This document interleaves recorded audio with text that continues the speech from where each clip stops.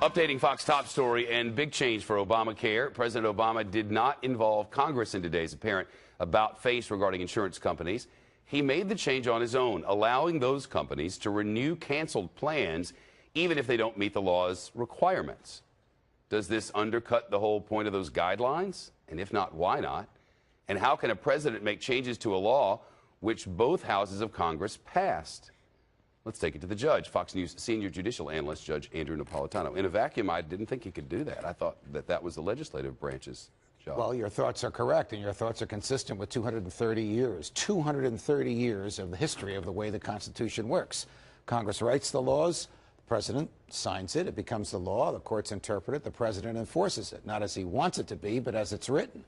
So the president cannot change a law, cannot change the terms of the law, cannot change the date at which the law begins unless Congress and the courts are willing to look the other way and let the president do it because it happens to be popular at the moment. But when the president sets his own date or his own standards, he's effectively changing a law which he doesn't have the authority to do. I wonder if that opens the government up to any suits. Well, it opens up what he did today to another challenge before the Supreme Court. Because by saying to insurance carriers, I now want you to go back into those states where you left and offer those sort of, how shall I say it, substandard, bare bones insurance policy, which he called substandard. And the insurance carriers now don't want to offer those because they still have to offer in the same states the Obamacare policies, which cost more, and they're not getting enough money on those. They will actually cause the insurance carriers to lose money.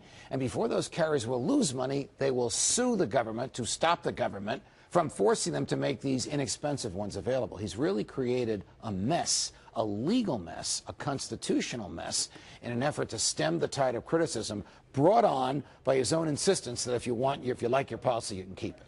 He taught constitutional law, didn't he? Yeah, he did. I really don't understand it. Whether you were for this law or against this law, frankly, this is America. It doesn't matter.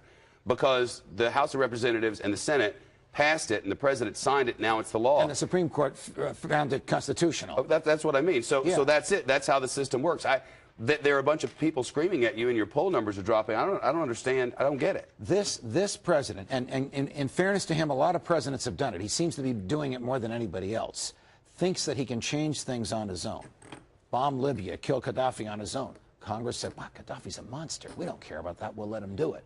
So the more changes the president does, the more Congress looks the other way, the more the fabric of the nation is assaulted when the president is effectively rewriting laws because the rewritten part happens to be popular at the moment. What happens when he wants to rewrite a law that the public doesn't like and Congress has sort of cut out its own ground from under it because they're so accustomed to letting him do this? The right way to do this would have been a legislative fix, would have been let Congress change the terms of the law. Yeah, but he knew that if you do that, you get in there now, they'll start picking it apart because there are all these Democrats who were for it before they were against it, and they're up for re-election. You know. Look, he's assaulted the philosophical premise of the law. The philosophical premise of the law is the government, not you or me, not the good folks watching us now. The government will decide what insurance you are going to get by saying, oh, we'll let you go back to those substandard policies, the ones you bought on your own. He's attacked the very basis of the law that was to have been his legacy. I bet this ain't over. Oh, no, not at all, not at all. Because the Democrats can't live with it, the Republicans can't live with it, and there's going to be more challenges to it in the courts.